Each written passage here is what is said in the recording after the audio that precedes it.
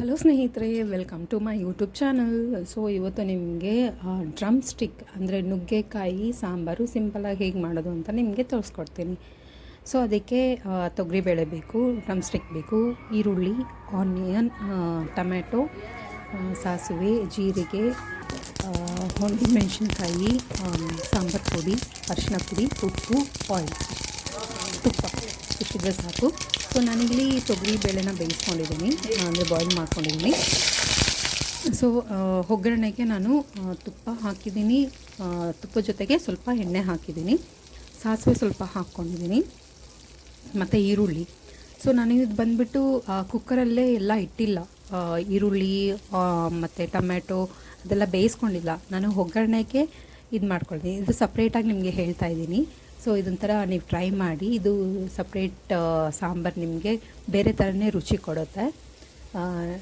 Okay, ಒಗ್ಗರಣೆ ಥರನೇ ನೀವು ಎಲ್ಲ ಫುಲ್ಲು ಮಿಕ್ಸ್ ಮಾಡ್ಕೋಬೇಕು. ಸೊ ಮಸಾಲೆನೆಲ್ಲ ಮಿಕ್ಸ್ ಮಾಡ್ಕೋಬೇಕು, ಒಗ್ಗರಣೆಯಲ್ಲೇ ಫ್ರೈ ಮಾಡ್ಕೋಬೇಕು.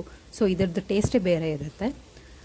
ಟೊಮೆಟೊ ಹಾಕ್ಕೊಂಡ್ರಿ, ಈರುಳ್ಳಿ ಹಾಕ್ಕೊಂಡ್ರಿ, ಕರಿಬೇವು ಹಾಕ್ಕೊಂಡ್ರಿ, ತುಪ್ಪ, ಸಾಸಿವೆ, ಜೀರಿಗೆ ಎಲ್ಲ ಹಾಕ್ಕೊಂಡ್ರಿ, ಆಲೂಗಡ್ಡೆ ಹಚ್ಚಿ ಇಟ್ಕೊಂಡು, ಸೊ ಬದನೆಕಾಯಿ ಕೂಡ ಹಾಕ್ಕೊಂಡಿದ್ದೀನಿ, ಬದನೆಕಾಯಿ ಮತ್ತು ಡ್ರಮ್ ಸ್ಟಿಕ್, ನುಗ್ಗೆಕಾಯಿ, ಮತ್ತು ಒಂದು ಚಿಟಿಕೆ ಅರಿಶಿನ, ಮತ್ತು ಉಪ್ಪು ಸ್ವಲ್ಪ, ಜಾಸ್ತಿ ಬೇಡ, ಉಪ್ಪು ಸ್ವಲ್ಪ ಹಾಕ್ಕೊಳ್ಳಿ. ಅದಕ್ಕೆ ಹಿಡಿಬೇಕಲ್ವ ತರಕಾರಿಗೆ, ಸ್ವಲ್ಪ ಉಪ್ಪು ಹಿಡಿಬೇಕು ಅನ್ನೋದ್ರಿಂದ ಸ್ವಲ್ಪ ಹಾಕ್ಕೊಳ್ಳಿ. ಸೊ ಆಮೇಲೆ ನಂತರ ನೀವು ಸಾಂಬಾರಿಗೆ ಇನ್ನು ಸ್ವಲ್ಪ ಹಾಕ್ಕೋಬೇಕಾಗತ್ತೆ. ಸೊ ಹಾಗಾಗಿ ಇದಕ್ಕೆ ಸ್ವಲ್ಪ ಹಾಕ್ಕೊಂಡಿದ್ದೀನಿ. ಅರಿಶಿನ ಒಂದು ಚಿಟಿಕೆ ಅಷ್ಟು ಅರಿಶಿನ ಹಾಕ್ಕೊಳ್ಳಿ, ಮತ್ತು ಸಾಂಬಾರು ಪುಡಿ 3-4 ಸ್ಪೂನು. ನಿಮಗೆ ಖಾರ ಎಷ್ಟು ಬೇಕೋ ಅಷ್ಟು ನೀವು ಹಾಕ್ಕೊಳ್ಳಿ. ಕಡಿಮೆ ಬೇಕಂದರೆ ಕಡಿಮೆ ಹಾಕ್ಕೋಬೋದು, ಜಾಸ್ತಿ ಬೇಕಂದರೆ ನೀವು ಜಾಸ್ತಿ ಹಾಕ್ಕೋಬೋದು. ಸೊ ಖಾರ ನಿಮ್ಮ ಒಂದು ಖಾರ ಹೇಗೆ ಬೇಕೋ ಆ ಥರ ನೀವು ಆ್ಯಡ್ ಮಾಡ್ಕೋಬೋದು, ಸ್ಪೂನ್ನ ಎಕ್ಸ್ಟ್ರಾ ಆ್ಯಡ್ ಮಾಡ್ಕೋಬೋದು. ನೋಡಿ, ನಾನು ಬಾಯ್ಲ್ ಮಾಡಿ ಅದನ್ನು ಬೇಯಿಸಿ ಇಟ್ಕೊಂಡಿದ್ದೀನಿ. ತೊಗರಿಬೇಳೆ ಮತ್ತು ನೌಕೋಲ್, ತೊಗರಿಬೇಳೆ ನೌಕೋಲ್ ನಾನು ಇಟ್ಕೊಂಡಿದ್ದೀನಿ. ನೀವು ಬೇಕಾದರೆ ನೌಕೋಲ್ ಹಾಕ್ಕೋಬೋದು, ಇಲ್ಲಾಂದರೆ ಸ್ಕಿಪ್ ಮಾಡ್ಬೋದು.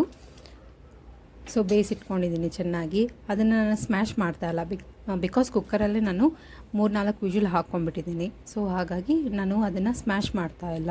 ಸೊ ಸಪ್ರೇಟಾಗಿ ನೋಡಿ, ಒಗ್ಗರಣೆ ಹಾಕ್ಕೊಂಡಿದ್ವಲ್ಲ, ಒಗ್ಗರಣೆಗೆ ಹಾಕ್ಕೊಂಡು ಅದನ್ನೆಲ್ಲ ಫ್ರೈ ಮಾಡಿ ಇಟ್ಕೊಂಡಿದ್ವಲ್ಲ, ಸೊ ನಾವು ಈ ಒಂದು ಬೇಯಿಸ್ಕೊಂಡಿರೋ ತೊಗರಿ ಬೇಳೆಗೆ ಅದರಲ್ಲಿ ನಾವು ಆ್ಯಡ್ ಮಾಡ್ಕೋಬೇಕು. ಸೊ ಈ ಥರ ಆ್ಯಡ್ ಮಾಡ್ಕೊಳ್ಳೋದ್ರಿಂದ ಆ ಟೇಸ್ಟ್ ಬೇರೆ ಥರನೇ ಇರುತ್ತೆ, ನಿಮಗೆ ಚೆನ್ನಾಗಿರುತ್ತೆ ಕೂಡ. ಸೊ ತುಪ್ಪ ಹಾಕಿರೋದ್ರಿಂದ ಇನ್ನೂ ಅದ್ಭುತವಾಗಿ ನಿಮಗೆ ಟೇಸ್ಟ್ ಕೊಡುತ್ತೆ. ನೀವು ಒಂದ್ಸಲಿ ಟ್ರೈ ಮಾಡಿ ಇದನ್ನು.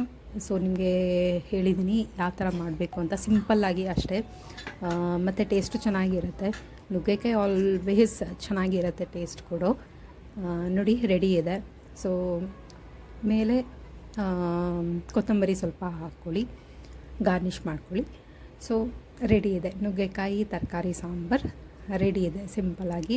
ಸೊ ಅನ್ನದ ಜೊತೆಗೆ ಮತ್ತು ಚಪಾತಿ ಜೊತೆಗೂ ನೀವು ತಿನ್ಕೋಬೋದು, ಚೆನ್ನಾಗಿರುತ್ತೆ, ಒಳ್ಳೆ ಟೇಸ್ಟ್ ಕೊಡುತ್ತೆ. ಸೊ ಈ ಒಂದು ವಿಡಿಯೋ ನಿಮಗೆ ಇಷ್ಟ ಆಗಿದ್ದರೆ ದಯವಿಟ್ಟು ಒಂದು ಲೈಕ್, ಶೇರ್ ಮತ್ತು ಸಬ್ಸ್ಕ್ರೈಬ್ ಮಾಡಿ, ನಿಮ್ಮ ಫ್ರೆಂಡ್ಸ್ಗೂ ಶೇರ್ ಮಾಡಿ. ಏನಾದರೂ ಡೌಟ್ ಏನಾದರೂ ಇದ್ದರೆ ಕಮೆಂಟ್ಸ್ ಮುಖಾಂತರ ನನಗೆ ಕಮೆಂಟ್ ಮಾಡಿ, ಮೆಸೇಜ್ ಕಳಿಸಿ, ನಾನು ಅದಕ್ಕೆ ರಿಪ್ಲೈ ಮಾಡ್ತೀನಿ ಏನಾದರೂ ಡೌಟ್ ಇದ್ದರೆ. ಸೊ ನನ್ನ ಒಂದು ಚಾನಲ್ನ ಸಪೋರ್ಟ್ ಮಾಡಿ. ನಿಮ್ಮ ಒಂದು ಸಪೋರ್ಟ್ ನನಗೆ ಮುಂದೆ ಒಂದು ವಿಡಿಯೋ ಮಾಡೋಕ್ಕೆ, ಹೆಚ್ಚಾಗಿ ವಿಡಿಯೋ ಮಾಡೋದಕ್ಕೆ ಪ್ರೋತ್ಸಾಹ ಸಿಗುತ್ತೆ. ಥ್ಯಾಂಕ್ ಯು ಸ್ನೇಹಿತರೆ. ಬಾಯ್.